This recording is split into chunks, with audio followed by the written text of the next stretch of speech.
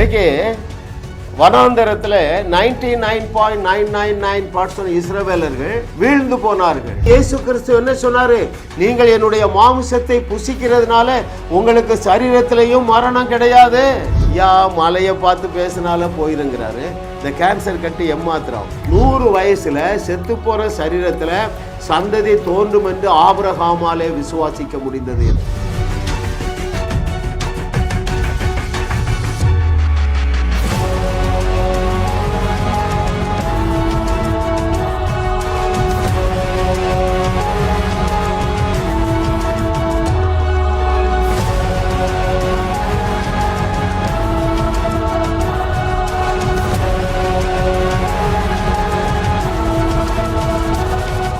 மகிமையின் நம்பிக்கையாக உங்களுக்குள்ளே வாசம் பண்ணுகிற இயேசு கிறிஸ்துவின் அற்புத நாமத்தினாலே நீங்கள் இப்பொழுது இருக்கிறதை காட்டிலும் 1000 மடங்கு பெருகுவீர்களாக. 1 டஜன் ஆசீர்வாதங்களிலே நீங்கள் பெருகி கொண்டே இருப்பீர்கள். உங்களுடைய சமாதானத்திலே பெருகுவீர்கள், சந்தோஷத்திலே பெருகுவீர்கள், இளைப்பாறுதலிலே பெருகுவீர்கள், ஐஸ்வர்யத்திலே பெருக்கம், ஆசீர்வாதங்களிலே பெருக்கம், ஆபரணங்களிலே பெருக்கம், ஆயுசு நாட்களிலே பெருக்கம், ஆவணங்களிலே பெருக்கம். இயேசு கிறிஸ்து நாமத்தினால பெருக்கம் என்பது நம்முடைய தலையெழுத்தாக இருக்கிறது. தேவன் நமக்கு கிருபையாக தந்த 56வது அவருடைய ஆனந்த ஞானம், ஹிஸ் சாவரின் விஸ்டம் என்னவென்றால், என்ஜின் எது, பெட்டி எது.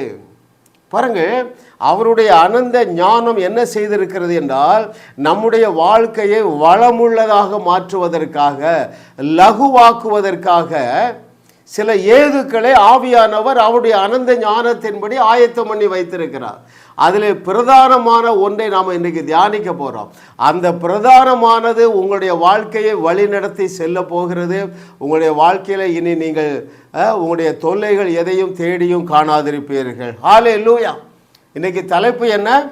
என்ஜின் எது, பெட்டி எது. முக்கியமான ஒரு சத்தியம் பாருங்கள். அநேகருடைய வாழ்க்கையில் அந்த கோச் என்ன சொல்லுவோம், கம்பார்ட்மெண்ட் என்ன சொல்லுவோம் பாருங்கள், அதை கொண்டு நீங்கள் முன்னால் மாட்டி வச்சுட்டீங்க. உங்களுடைய வாழ்க்கை அந்த வாகனத்தில் எது உங்களை இழுத்துட்டு போகுது தெரியுமா? சூழ்நிலைகள் உங்களை இழுத்து கொண்டு செல்லுகிறது, அல்லது ஐம்புலன்களினால் உண்டாகிற அறிவு உங்களை இழுத்து செல்லுகிறது. இன்றைக்கு அது ரீஅரேஞ்ச் பண்ண போகிறோம்.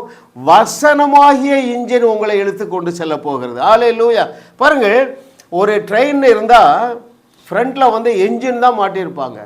அது எலக்ட்ரிக் இன்ஜினாக இருக்கலாம், அல்லது டீசல் இன்ஜினாக இருக்கலாம். பழைய காலத்தில் என்னது, புகை வண்டி இருந்தது, நீராவி இன்ஜினாக முன்னால் மாட்டினாங்க.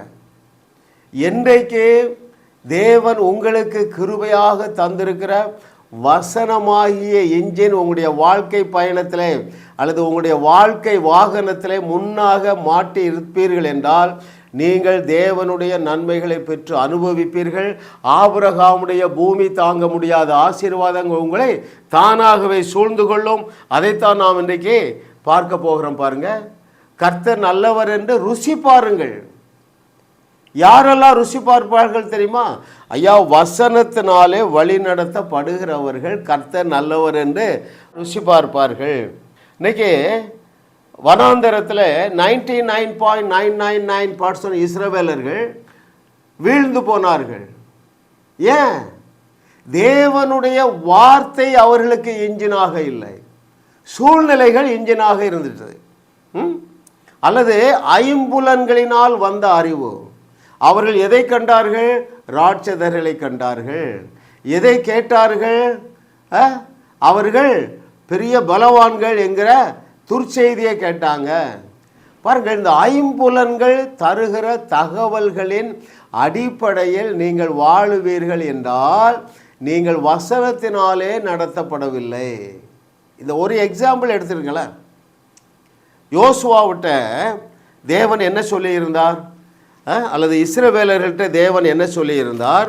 அதை அறிந்தவர்கள் எப்படி வழி நடத்தப்பட்டார்கள், எப்படி சக்சஸ்ஃபுல்லானார்கள், மற்றவர்கள் எப்படி வழியிலே மரித்து போனார்கள், அதனுடைய பர்சன்டேஜ் என்ன என்று சொல்லி பார்க்க போகிறோம். பாருங்கள், யோசுவாவிடத்தில், யோசுவா மூலமாக இஸ்ரவேல் ஜனங்களுக்கு வார்த்தை வருகிறது, வசனம் வருகிறது. அது வசனம் நான் வாசிக்கிறேன்.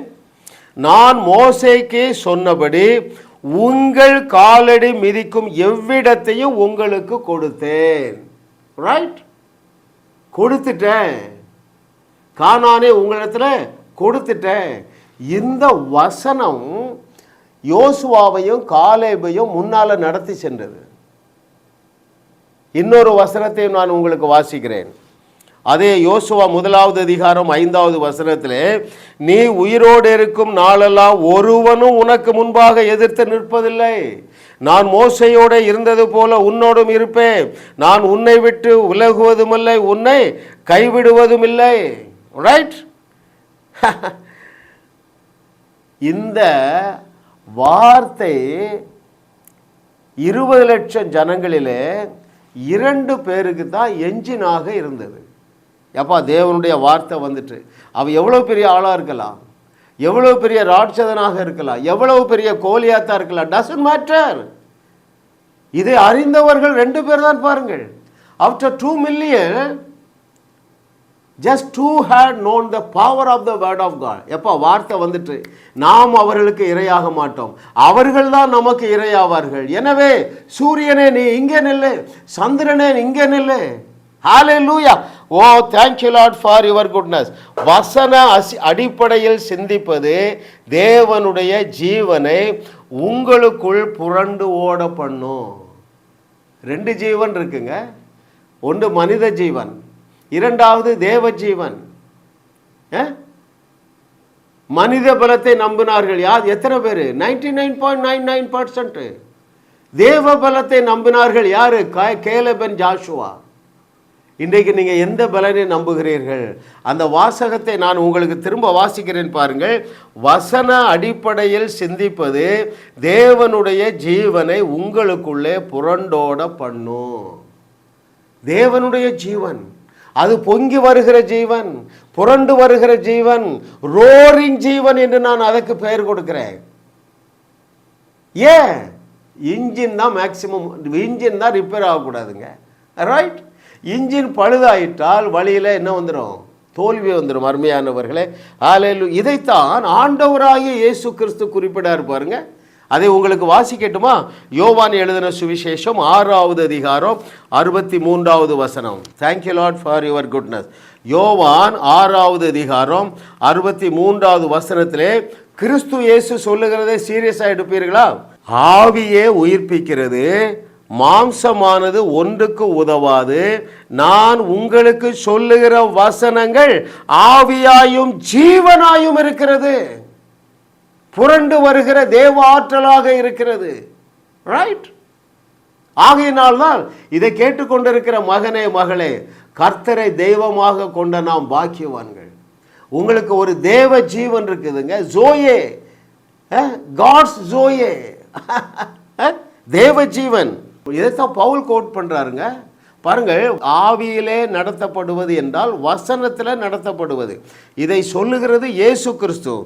ஆவியே உயிர்ப்பிக்கிற, அதாவது வசனமே உங்களுக்கு உயிர்ப்பித்தல். மாம்சமானது ஒன்றுக்கு உதவாது. நான் உங்களுக்கு சொல்லுகிற வசனங்கள் ஆவியாயும் ஜீவனாயும் இருக்கிறது. தேவன் நமக்கு கொடுத்திருக்கிற இந்த வசனம், அதில் என்ன இருக்குங்க? தேவ ரக ஜீவன் இருக்குங்க. தேவ ஜீவன் என்று நான் அதற்கு பெயர் கொடுத்திருக்கிறேன். ஹல்லேலூயா. இதைத்தான் பவுல் ரோமர்ல சொல்றார். எவர்கள் ஆவியினாலே நடத்தப்படுகிறார்களோ அவர்களுக்கு ஆக்கினை தீர்ப்பு இல்லை. ஆவியினாலே நடத்தப்படுவது என்றால் வசனத்தினாலே நடத்தப்படுவது. காலேபும் யோசுவாவும் வசனத்தினாலே நடத்தப்பட்டார்கள், கானானுக்குள்ளே பிரவேசித்தார்கள். ரைட். தாவீது வசனத்தினால் நடத்தப்பட்டான், யோனத்தான் வசனத்தினால் நடத்தப்பட்டான். மாம்சத்தில் நடந்த சவுல் போன இடத்துலலாம் தோல்வியை கண்டாங்க. அவனுக்கு தேவ ஜீவனை குறித்த அறிவு இல்லை. தாவீதுக்கு அந்த அறிவு இருந்தது, யோனத்தானுக்கு அறிவு இருந்தது. யோனத்தானுக்கு என்ன அறிவு இருந்தது? அப்பா, அவர்கள் கடற்கரை மணலத்தனையான எண்ணிக்கையுள்ள போர் வீரர்களாக இருக்கலாம், ஆனால் கொஞ்ச பேரை கொண்டாயிலும் அநேக பேரை கொண்டாயிலும் நமக்கு வெற்றி தருவது அவருக்கு சப்ப மேட்டர். ரைட். ஆட்டிடையனுக்கு என்ன தெரிஞ்சது? ஏன் நீ எவ்வளோ பெரிய ஆளாக இருக்கலாடா, எனக்குள்ள இருக்கிறவர் பெரியவர். ரைட்? அவரால் நான் ஒரு சேனைக்குள் பாய்வேன். ஹalleluya. ஓ thank you Lord for your goodness. ஓ ஹalleluya. அப்போ ஆவியாகிய தேவனுடைய வார்த்தை, இதை கேட்டுக்கொண்டிருக்கிற அருமையான தெய்வ மகனே, தெய்வ மகளே, உன்னை பற்றி என்ன சொல்லுகிறது என்பதை நீ அறிந்து கொள்ளுவாய் என்றால் அந்த என்ஜின் நன்றாக ஓடிக்கொண்டே இருக்கும், முடிவில்லாமல் ஓடும், அவருடைய வருகை பரியந்தம் ஓடும். இன்றைக்கு இயேசு கிறிஸ்துவாகிய பொய்யுரையாத இறைமகன் இதை கேட்டுக்கொண்டிருக்கிற ஒவ்வொருவரையும் பற்றி சொன்ன ஒரு 10 வசனம் சொல்லட்டுமா? நீங்கள் அதை சீரியஸாக எடுப்பீங்களா? ரைட்? உங்களை பார்த்து என்ன சொன்னார்? நீங்கள் ஒருவேளை இன்னைக்கு மெல்போர்னில் இருக்கிறீங்களா, அல்லது லண்டனில் இருக்கிறீங்களா, அல்லது டொரண்டோவில் இருக்கிறீங்களா, அல்லது நியூயார்க்கில் இருக்கீங்களா, அல்லது டெல்லியில் இருக்கிறீங்களா? நீங்கள் டெல்லிக்கு உப்பாக இருக்கிறீர்கள், டெல்லிக்கு வெளிச்சமாக இருக்கிறீர்கள் என்று அவர் சொல்லவில்லை. நீங்கள் உலகிற்கு உப்பாக, உலகிற்கு ஒளி. அப்படி என்றால் என்ன பொருள்? எப்போ உலகத்தில் உள்ள எந்த பிரச்சனையும் என்னால் தீர்த்து வைக்க முடியும், எந்த பிரச்சனையும். சொன்னவர் யாருங்க? நான் பவுல் சொன்ன 10 வசனத்தை சொல்ல போகிறதில்ல. இயேசு கிறிஸ்து இதை கேட்டுக்கொண்டிருக்கிற உங்களை பற்றி சொன்ன ஒரு 10 வசனங்களை சொல்கிறேன். நீங்கள் ஏற்றுக்கொள்ள ஆயத்தமாக இருக்கிறீர்களா? நீங்கள் உலகிற்கு உப்பாக இருக்கிறீர்கள், நீங்கள் உலகத்திற்கு வெளிச்சமாக இருக்கிறீர்கள். இன்னும் யோவான் 7:38 என்ன சொன்னார்? 24/7 உங்களிடத்திலிருந்து ஜீவ தண்ணீர் உள்ள நதிகள் புரண்டு ஓடிக்கொண்டே இருக்கிறது. அது எவரையும் வாழ வைக்கும். எப்படி வாழ வைக்கும்? நீ பேசுகிற என்னுடைய வார்த்தையை கேட்டால் போதும், அவன் ஒரு வாழ்ந்துருவான். நேற்று தினத்தில் ஒரு திண்டுக்கல்லேருந்து ஒரு போதகர் அழைத்தார். எடுத்த உடனே சிரித்தார். அண்ணன், என் வாழ்க்கையில் 25 வருஷம் வீணா போயிட்டு. என்ன பிரதர் சொல்கிறீங்க? ஆமாம், சத்தியத்தை நான் சரியாக அறியவில்லை. வாழ்க்கையில் ஒரே போராட்டம், ஆத்துமாக்கள் அநேகர் இல்லை, அற்புதங்கள் இல்லை, வறட்சி, தோல்வி, கடன் பிரச்சனை, வீட்டுக்கும் சர்ச்சுக்கும் சேர்த்து ஃபவுண்டேஷன் போட்ட முடிக்க முடியல. ஏன்? வசனமாகிய இன்ஜின் அவர்களை நடத்துவதற்கு பதிலாக ஐம்புலன்கள் தருகிற தகவல்கள். என்ன தகவல்? அந்த பாஸ்டருடைய ஊழியத்திலையும் அநேக ஆத்துமாக்கள் இல்லை, வருஷத்துக்கு 10 பேர் தான் ஞானஸ்நானம் எடுக்கிறாங்க, எனவே உனக்கு அதுதான். இப்போ என்ன காலம்? கோவிட் காலம், ஆத்துமாக்கள் கிடைக்காது. ரைட்? இப்படிப்பட்ட தகவல்களினாலே நீங்கள் நடத்தப்படுகிற நபராக இருந்தால் நீங்கள் மாம்ச சிந்தையுடையவர்கள். தேவனுடைய வார்த்தை என்ன சொல்லுகிறது? ஒருவரும் இந்த கதவை பூட்டவே முடியாதுப்பா, ஒருவரும் பூட்ட முடியாது. ஆத்துமாக்களை கொள்ளை பொருளாக பெற்றுக்கொள்ளுகிற காலம் துவங்கிவிட்டது. ரைட்? 3 சொன்னேன். உலகிற்கு உப்பு, உலகுக்கு வெளிச்சம், உங்களிடத்திலிருந்து ஜீவ தண்ணீர் உள்ள நதிகள். அப்புறம் அவர் சொன்னார், அந்த பாஸ்டர் உங்கள் செய்தியை கேட்க ஆரம்பிச்சையா, எனக்கு வந்து பாருங்கள், வீடு கட்டி அந்த வீடும் சர்ச்சுக்கும் சேர்ந்து ஃபவுண்டேஷன் போட்டேன், அதுக்கு தேவையான பணம் இல்லாமல் பல நாட்கள் நின்றது. எனக்கும் என்னுடைய சகோதரிக்கு பல நாட்கள் விரோதம் இருந்தது. நான் எதிர்பார்க்கவே இல்லை, என்னுடைய சகோதரியே வந்து ஒரு தொகையை கொடுத்தார்கள், ஏனென்றால் நான் சத்தியத்தை சரியாக அறிகிறேன் என்று அவரே சாட்சி சொன்னாருங்க. ரைட்? ஏன்? நீங்கள் என்னுடைய செய்தியை கேட்கும் பொழுது அந்த ஜீவ தண்ணீராகிய ஐஸ்வர்யம், ஜீவ தண்ணீராகிய ஆரோக்கியம், ஜீவ தண்ணீராகிய சமாதானம், சந்தோஷம் எல்லாமே இந்த கேமரா வழியாக உங்கள் மொபைல்லையோ அல்லது உங்களுடைய டெலிவிஷன்லேயோ அது ஜீவனை கொண்டு வருகிறதாக இருக்கிறது. அந்த ஜீவன் எப்படிப்பட்ட ஜீவன்? தேவ ஜீவன். அது எனக்குள்ளே புரண்டு ஓடிக்கொண்டே இருக்கிறது. நான் அந்த அபிஷேகத்தினால பேசுகிறதுனால கேட்கிற நீங்கள் விடுதலை அடைகிறீர்கள். ஹல்லேலூயா! கர்த்தர் நல்லவர். ஏனென்றால் என்னுடைய வாழ்க்கையிலே என்ஜினாக வசனத்தை ஃபிக்ஸ் பண்ணிட்டப்பா. வசனம் என்ன சொல்லுதோ அதைத்தான் நான் சொல்கிறேன் உங்களுக்கு. ரைட்? ஹல்லேலூயா! வசனம் இன்னும் உங்களை பார்த்து என்ன சொல்லுது? வார்த்தையாகிய இயேசு கிறிஸ்து உங்களை பார்த்து என்ன சொன்னார்? நீங்கள் யாருடைய பாவங்களை மன்னிக்கிறீர்களோ அவருடைய பாவங்கள் மன்னிக்கப்படும். சீரியஸாக எடுங்கங்க. இந்த மேலான வசனங்களை சிந்தியுங்கள். இன்னும் இயேசு கிறிஸ்து என்ன சொன்னார்? நீங்கள் என்னுடைய மாம்சத்தை புசிக்கிறதுனால உங்களுக்கு சரீரத்திலையும் மரணம் கிடையாது. யோவான் 6:58. இன்னும் அந்த வார்த்தையாகிய இயேசு கிறிஸ்து என்ன சொன்னாரு? நீங்கள் என்னுடைய மாமிசத்தை புசித்து என்னுடைய இரத்தத்தை பானம் பண்ணுகிறதுனால உங்களையும் என்னையும் பிரிக்கவே முடியாது. நான் செடியாக இருக்கிறேன், நீங்கள் கொடியாக நிலைத்திருக்கிறீர்கள். ஒருவனும் உங்களை என்னுடைய கையிலிருந்து பறிக்க முடியாது. No one can snatch you from the hands of the Lord. சீரியஸாக எடுக்கிறீங்களா? நீங்கள் இந்த வார்த்தைகளை தியானிக்க தியானிக்க தியானிக்க ஆட்டோமேட்டிக்காக அந்த வசனம் உங்களை இழுத்துக்கொண்டே போகும். அது என்ஜினாக மாறிவிடுகிறது. ஹல்லேலூயா. Oh thank you Lord for your goodness. இன்னும் இயேசு கிறிஸ்து என்னங்க சொன்னார்? 10 தங்க வசனங்கள் அல்லது 12 தங்க வசனங்கள். இதை கேட்டுக்கொண்டிருக்கிறவர்கள் நீங்கள் யாருங்க? நீங்கள் மனிதர்களே கிடையாதுங்க. யாரு? தேவர்கள். தேவ வசனத்தை பெற்றுக்கொண்டு இருக்கிறீர்கள். யோவான் 10:34-35 நீங்கள் வாசியுங்கள். இன்னும் இயேசு கிறிஸ்து உங்களை பார்த்து என்ன சொன்னார்? உங்களால் கூடாத காரியம் ஒன்றுமில்லை. இன்னும் என்ன சொன்னார்?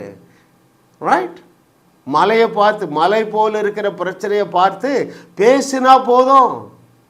இப்படிப்பட்ட தெய்வ மகனாகிய இயேசு கிறிஸ்து உங்களை பற்றி திருவாய் மலர்ந்த அந்த 10 வசனங்களையும் தியானிங்க. அந்த ட்ரெயின், அந்த ரயிலாகிய உங்களுடைய வாழ்க்கை பயணம் ஸ்மூத்தாக போகும். எல்லாவற்றையும் நீங்கள் மேற்கொண்டு விடுவீர்கள். வியாதியை மேற்கொள்ளுவீர்கள், வியாகுலத்தை மேற்கொள்ளுவீர்கள், கடன் பிரச்சனையை மேற்கொள்ளுவீர்கள், குழப்பத்தை மேற்கொள்ளுவீர்கள், விபத்துக்களை மேற்கொள்ளுவீர்கள். ஹல்லேலூயா. Oh thank you Lord. What a loving daddy. thank you holy spirit. நன்றி பரிசுத்த ஆவியானவரே. ஓ உங்கள் எண்ணங்கள், உங்களுடைய நினைவுகள் இயேசு கிறிஸ்து சொன்ன இந்த 10 வசனங்களால் நிரம்பட்டுங்க. Right, very very important. கர்த்தரை தெய்வமாக கொண்ட நாம் பாக்கியவான்கள். ஏனென்றால் நம்மை சிருஷ்டித்த தேவன் நம்மை தேவர்களாகவே உருவாக்கி வைத்திருக்கிறார். எங்கே இழந்தது? ஏதேன் தோட்டத்தில் இழந்தது. எங்கே ரெஸ்டோர் ஆனது? On the Calvary cross 2000 years back it was restored. You are God's. Thus says the Lord Jesus Christ. இயேசு கிறிஸ்து சொல்லுகிறாருங்க. அதனால தான் நான் குதூகலமாக இருக்கிறேன். உங்களை தைரியமாக தேவர்கள் என்று சொல்லி நான் அழைக்கிறேன். ஹல்லேலூயா. Oh thank you Lord. இயேசு கிறிஸ்து சொன்ன உங்கள் ஸ்டேட்டஸ் இருக்கு பாருங்க, அதை அடிக்கடி நினைவுபடுத்தி கொள்ளுங்கள். இல்லை என்றால் புரிந்து கொள்ளுதலில் ஒரு இருள் வந்துடும். என்ன புரிந்து கொள்ளுதல்? எனக்கு இந்த பிரச்சனை தீராது, அம்மாவுக்கு கேன்சர் வந்துட்டு, 4th stage கேன்சர், இப்போ தான் கண்டுபிடிச்சோம். இதெல்லாம் தகவல்கள் வருது, ஐம்புல தகவல்கள். வசனம் என்ன சொல்லுது? அவருடைய தழும்புகளால் குணமானீர்கள். அநேகருக்கு அந்த கேன்சரில் மரித்து போகிறாங்க. ஏன்? இருள் வந்துட்டு. அதைத்தான் பவுல் சொல்லுகிறார் பாருங்கள். அங்கே எபேசியர் 4வது அதிகாரம் 18வது வசனத்தில், the book of Ephesians chapter 4:18 I shall read. அவர்கள் புத்தியில் அந்தகாரப்பட்டு, டார்க்கண்டுன்னு ஆங்கிலத்தில் இருக்கு, புத்தியில் அந்தகாரப்பட்டு தங்கள் இருதய கடினத்தினால் தங்களில் இருக்கும் அறியாமையினாலே தேவனுடைய ஜீவனுக்கு அந்நியராயிட்டாங்க. தேவனுடைய ஆசீர்வாதங்களை அவர்கள் பெற்றுக்கொள்ளவில்லை. இருள் அடைஞ்சிட்டு. ஏன்? வசனமாகிய என்ஜின் முன்னால் மாட்டப்படலை, சூழ்நிலைகள் முன்னால் மாட்டப்பட்டுட்டு. அவருக்கும் கேன்சர் வந்து இறந்துட்டாரு. அப்போ எங்கள் அம்மாவுக்கும் அதான் நிலைமை. சித்தர் என்ற ஒரு வாலிபர், சுமார் 45 வயசு இருக்கு பாருங்க, எத்தனையோ கேன்சர் வியாதி சோமாக இருக்கு. அவருக்கு கேன்சர். என்கிட்ட வந்தார், நான் தலையில் கை வச்சு பேசினேன். ஐ பிரேக் ஆல் த பாண்டேஜஸ். இப்பொழுதே வெளியே போ பிரதர், நீங்கள் யூ ஆர் ஹீல்டுன்னு சொன்னேன். அவருக்கு உள்ளே போகலை, அறிவு இல்லை. பேசினா போதும் மலையாகிய கேன்சர் ஓடிட்டு அவரால் விசுவாசிக்க முடியும். அவர் என்ன சொன்னார் தெரியுமா? அண்ணன், எங்கள் அப்பாவும் 45 வயசில் கேன்சர் வந்து இறந்துட்டாங்க. இறந்தே போயிட்டாருங்க. இன்றைக்கு ஒரு அற்புதத்தை செய்யும்படியாக தேவனுடைய ஆவியானவர் ஆலோசனை சொல்லுகிறார். எத்தனை பேர் கேன்சரில் இருக்கிறீங்க? உங்கள் வீட்டில் யாராவது கேன்சரில் இருந்தால் அந்த செய்தியை ஒரு 4 நேரம் கேட்க சொல்லுங்கள். அப்படியே நீங்கள் ரிசீவ் பண்ணுங்கள். கேன்சரோடு இருக்கிறவர்கள் தலையில் கை வைங்க. ஐ பிரேக் ஆல் த பாண்டேஜஸ். ஓ அற்புதங்களை செய்கிற தேவனுடைய கரம் இந்த கேன்சர் வியாதி மீது வைக்கப்படுகிறது. நான் அதை கட்டவிழ்க்கிறேன். அந்த வல்லமை, பரலோக வல்லமையினால் இந்த சரீரம் உச்சந்தலையிலிருந்து உள்ளங்கால் வரைக்கும் நிரப்பப்படுவதாக. அது பிளட் கேன்சராக இருக்கலாம், அல்லது த்ரோட் கேன்சராக இருக்கலாம், அல்லது ஏதாவது உறுப்பில் கேன்சர் இருக்கலாம், பிரஸ்ட் கேன்சராக இருக்கலாம். I command this cancer virus to die right now in the name of Jesus. இப்பொழுதே இந்த கேன்சரின் கடைசி வைரஸோ அழிந்து போய் என்று கட்டளையிடுகிறேன். இயேசுவின் நாமத்தினால் அற்புதம் நடந்ததற்காக நன்றி ஆண்டவரே, நன்றி நன்றி நன்றி. ஐயா, மலையை பார்த்து பேசினால போயிருங்கிறாரு. இந்த கேன்சர் கட்டி எம்மாத்திரம், இந்த கேன்சர் வைரஸ் எம்மாத்திரம். இயேசுவின் நாமத்தினால நான் சொல்லுகிறேன், இந்த செய்தியை திரும்ப ஒரு 2 நேரம் கேளுங்க, 3 நேரம் கேளுங்க. அந்த கேன்சர் கட்டி அங்கே இருக்காது என்று கர்த்தர் சொல்லுகிறார். கடைசி கேன்சர் வைரஸும் அழிந்து போகும் என்று கர்த்தர் சொல்லுகிறார். கர்த்தருடைய நாமத்திற்கே மகிமை உண்டாவதாக. இதை விட வேற என்னங்க செஞ்சார் இயேசு கிறிஸ்து ஒரு வியாதியை போக்குவதற்கு? இப்போ நான் பேசினேன்னு அப்படித்தானே பேசினாரு, அல்லது வேற ஏதாவது செய்தாரா? ரைட். காற்றையும் கடலையும் நிறுத்துறதுக்கு என்ன சொன்னாருங்க? இறையாதே அமைதலாயிரு. லாசருவை வெளியே கொண்டு வர என்ன பேசணும்? லாசருவே வெளியே வா. ரைட். தபித்தாளுக்கு உயிர் வரணும்னா என்ன செய்யணும்? தபித்தாளே எழுந்துரு. முடவனை நடக்க வைக்கணும்னா என்ன செய்யணும்? படுக்கையை எடுத்துக்கொண்டு நட. ஐயப்பா, நான் அதை விட ஸ்ட்ராங்காக பேசிட்டேன், அந்த கேன்சர் அங்கே இருக்காது என்று கர்த்தர் சொல்லுகிறார். கர்த்தருடைய நாமத்திற்கு மகிமை உண்டாவதாக. ஹல்லேலூயா. தேவனுடைய வார்த்தை என்ன சொல்லுகிறதோ அதுவே நம் எண்ணங்களில் மேலோங்க வேண்டும். அதுதான் மேலோங்க வேண்டும். வியாதி வந்துட்டு எது மேலோங்க வேண்டும்? 1 பேதுரு 2:24 மேல் ஓங்க வேண்டும். அது மேல் ஓங்கிறது தான் அந்த இன்ஜின் இழுத்துட்டு போகிறது. அந்த வசனம் என்ன சொல்லுகிறது? அவருடைய தழும்புகளால் குணமானீர்கள். நீங்கள் கடன் பிரச்சனையில் இருக்கிறீங்களா? சூழ்நிலைகள் கொடுக்கிற எண்ணங்களினால் நீங்கள் ஆட்கொள்ளப்படக்கூடாது. எந்த வசனம் உங்களை ஆட்கொள்ளணும்? நீயோ கடன் வாங்காதிருப்பாய், அநேக ஜாதிகளுக்கு கடன் கொடுப்பாய். அதையே தியானிங்க. அங்கள் 10 வருஷம் ஆச்சு, நீ அதையே தியானே. நான் கடன் வாங்க பிறந்தவன் அல்ல, ஜாதிகளுக்கு கடன் கொடுக்கணும். I shall lend to nations according to the scripture. Pronounce பண்ண. எங்க செய்திகளை கேளு. நீ வசனத்தினாலே வழி நடத்தப்படுவாய். ஹல்லேலூயா. ஏனென்றால் நேச்சுரலாகவே நான் வசனத்தையே உங்களுக்கு கற்றுத்தருகிறதுனால அந்த என்ஜின் தானாகவே ஃபிக்ஸ் ஆகி அதே உன்னை எடுத்துகிட்டு போயிடும். ஒரு வாழ்க்கையில் உன்னை வழி நடத்துகிற என்ஜின் தேவனுடைய வார்த்தையாக இருக்கட்டும்.